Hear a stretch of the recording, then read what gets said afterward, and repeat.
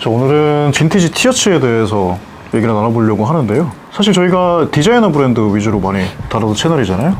근데 그런 브랜드들을 다루면서도 빈티지 관련된 거는 항상 언급을 해왔었던 것 같아요. 뭐 이 제품의 원본이 무엇인지, 그리고 이 원본을 가지고 디자이너가 어떻게 재해석을 했는지, 그 요소를 활용해서 의류를 만드는 경우도 많고, 빈티지를 완벽하게 복각하기 위해서 그런 지향점을 가지고 전개하는 브랜드도 많은 것 같아요. 특히나 빈티지한 무드가 인기가 많잖아요, 요즘. 그래서 신생 브랜드들 중에서도 그런 무드를 가져가기 위해서 노력하는 브랜드들이 좀 있는 것 같은데, 뭐 어떤 브랜드들이 요즘 좀 주목할 만한 브랜드가 있을까요?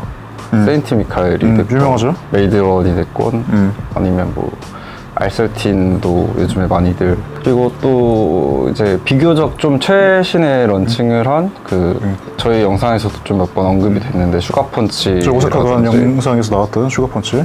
그러니까 전반적인 브랜드들이 지금 전개하는 스타일로 봐도 확실히 빈티지가 강세고 다들 그렇게 따라가고 있는. 그러니까 빈티지라는 거는 저희가 설명드린 대로 과거부터 현재까지 영향력을 좀 보여주는 그런 분야인 것 같고, 오늘 이 시간에는 빈티지 티셔츠 원본, 그리고 그 원본에 영향을 받은 티셔츠들을 나란히 비교해 보면서 어떤 디테일들을 가져가는지, 뭐 어떤 식으로 좀 재해석을 요즘 브랜드들이 하고 있는지, 이런 부분들을 살펴보면 좀 재밌는 시간이 될 것 같아요. 네, 빈티지 티셔츠의 예시로 제가 가져온 티셔츠는 제가 생각하기에 가장 미국적인 티셔츠라고 생각하는 퍽트의 90년대 초반 티셔츠인데요. 어떻게 보면 이 시기에 미국이 모든 것들의 표준이었잖아요. 이 티셔츠의 디테일을 한번 확인해 보시면은 현행 브랜드에서 어떤 점을 살려서 좀 자기 걸로 가져가는지 그런 부분들을 볼 수 있을 것 같아요. 일단 가장 먼저 보이는 게 이 프린팅인데, 이 프린팅도 현행과 좀 느낌이 많이 다르죠? 이때 당시에는 실크 스크린 기법을 많이 썼었잖아요. 그래서 몇 도에 걸쳐가지고 이렇게 덧칠을 해서 프린팅을 하는 기법을 주로 사용했었고, 그래서 프린팅이 선명하고 만졌을 때 좀 까끌까끌한 느낌이 있거든요. 또 이게 저지 원단이다 보니까 입고 활동하면 좀 늘어나는 특성이 있잖아요. 그렇다 보니까 가동 범위에 따라서 원단이 늘어나면서 이 프린팅이 갈라지는 현상이 좀 발생되는데, 이게 또 굉장히 좀 매력적인 부분이라 현행에 있는 브랜드들에서 많이 좀 재현하려고 하는 경향도 좀 있는 것 같아요. 그래서 일부러 프린팅에 크랙을 넣거나 실크 스크린으로 작업하는 그런 브랜드들도 있잖아요. 그래서 이런 것들이 좀 특징이라 볼 수 있고, 이 넥 부분도 이 립 부분과 이 몸판 부분을 겹쳐가지고 스티칭을 하는 경우가 있고, 이 시접을 만들어서 오버로크를 치는 방법이 있는데, 이 시절에 미국 티셔츠들이 대부분 다 이렇게 후자의 방법을 사용해서 생산했던 걸로 알고 있어요. 근데 이 방식의 단점이 목이 엄청나게 늘어납니다. 이것도 보시면 지금 벌써 헤렐레 하거든요, 목이?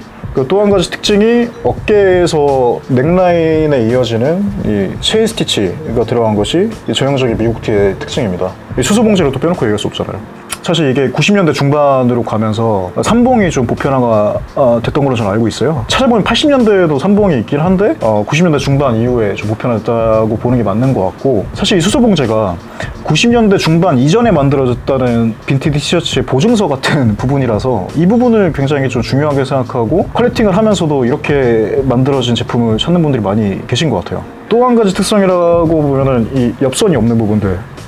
지금에 와서는 근데 빈티지 티반의 특성이라고 보기는 조금 현행 티셔츠 중에서도 길단이나 이런 것도 엽선 없잖아요. 그래서 저도 빈티지 티셔츠만의 특성이라고 보기는 좀 어려울 것 같다는 생각이 들거든요. 다만 좀 이게 좀 의미가 있다면은 루프일로 옛날 방식으로 만들었다는 측면에서는 조금 의미가 있는 것 같기도 한데, 착용감도 좀 다른 티셔츠에 비해서 좋다고는 얘기하는데 저는 그것도 잘 못 느끼거든요. 그걸 느끼면은 이상한 거죠.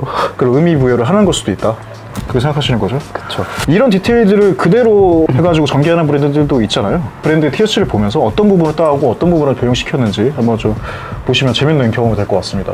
정말 대표적인 빈티지 복각 브랜드죠. 세인트 미카엘 티셔츠고요.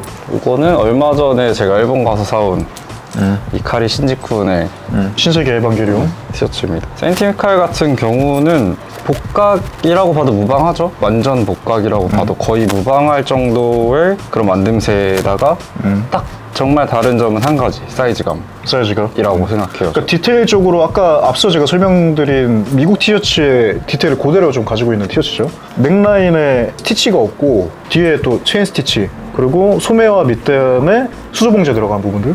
누가 봐도 미국 티셔츠의 그 원본을 가지고 만든 티셔츠라는 생각이 들거든요. 근데 어떻게 보면 이게 싸지가 않잖아요.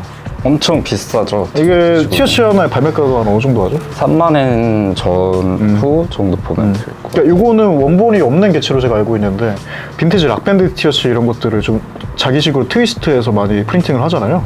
근데 그 정도 발매가면은 빈티지 원본을 구할 수 있는 가격대인데 굳이 이 세인트 미카엘을 선택하는 사람들의 어떤 심리라든지 구매 요인은 뭐가 있을까요? 사이즈가 되게 많은 요소를 차지하지 않을까요? 현대적인 핏을 좀 구현하고 있다? 네. 그러니까 확실히 빈티지 티셔츠는 좀 80년대는 더 그렇고 90년대 티셔츠가 좀 작게 나오잖아요. 근데 이 생미카엘의 티셔츠는 빈티지 티셔츠의 디테일을 살리면서도 사이징적으로는 현대적으로 뭔가 오버사이즈 핏으로 입기 좋게 만들었다. 이 프린팅을 좀 변주하는 부분에 대해서 어떻게 생각해요? 변주를 해야 브랜드죠. 그 와닿았어요? 그 감성들이? 일단 대부분 세인트미카엘에서 초창기 때부터 써왔던 빈티지 티셔츠의 프린팅들은 대부분 다 굉장히 유명한? 네. 원본을 산다면 정말 100, 200씩 주고 사야 되는 티셔츠의 그죠. 그래픽을 많이 썼고요. 그래서 좀 대중적으로 되게 좀 유명한 그래픽들 위주로 그렇게 해서 더 메리트가 있지 않나. 그러니까 원본과 똑같은 그 프린팅은 아니지만 자기식으로 뭐 변형한 거에 대해서 재미를 느낄 수 있고 또 사이즈도 빈티지 티셔츠에 대해서 훨씬 현대적이고 오버사이즈로 나왔기 때문에 빈티지의 무드를 가져가면서 편안하게 입을 수 있는 티셔츠로서 분명히 좀 메리트가 있고 그런 것 때문에 또 현대에서 좀 인기가 많은 티셔츠가 아닐까라고 저는 생각을 하거든요. 근데 브랜딩을 잘했어요. 브랜딩 어떤 식으로? 좀 감탄했던 부분들이 있어요? 진짜 잘한다 이렇게 느꼈던 부분들?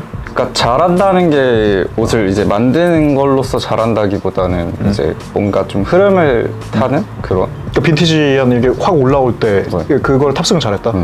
살짝 조금 어거지 하입이 조금 돼 있다고 생각을 해요. 제가 이걸 산 이유는 이제 신지 때문에 산 거지만 에반게리온을 워낙 또 좋아하시니까 네. 거기에 이제 플러스 약간 나 생미 입었어 그런 게 있나요? 없으면은 티셔츠를 3, 40 주고 살 이유가 없죠. 유명들도 좀 많이 입고 했었으니까 또 굉장히 트렌디한 브랜드고 어떤 빈티지한 무드가 최근 유행이다의 최선두에 달리고 있는 그러니까 매출적으로는 아마 탑일 것이다. 완전 탑이죠. 대신에 이제 자기 딥하다 하시는 분들은 이미 조금 손을 많이 놓지 않았을까요? 이걸로 입문해서 오리지널로 가시는 분들도 있잖아요. 뭐 있겠죠? 네, 있겠죠. 네. 다음은 이제 메이드온이라는 브랜드고요. 어느 나라 브랜드죠?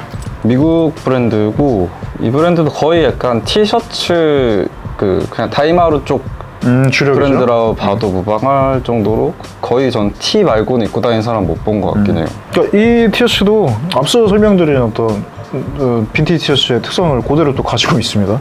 사실 세인트 미카엘이 조금 프린팅이나 사이징에서 뭔가 변주를 줬다면은 메이드온은 그 옛날 오지 티셔츠들을 그대로 복각하는 이미지가 강하거든요, 저한테. 네, 사이즈감까지 타이트하고 이제 소매가 엄청 짧고 특히나 80년대 티셔츠의 어떤 그런 느낌이 좀 더 많이 나는 것 같아요. 뭐 면과 폴리가 섞인 듯한 이 부들부들한 촉감부터 시작해서 게다가 이 앞에 그래픽은 다 원래 있는 그래픽이잖아요. 네. 판권 같은 게 있나?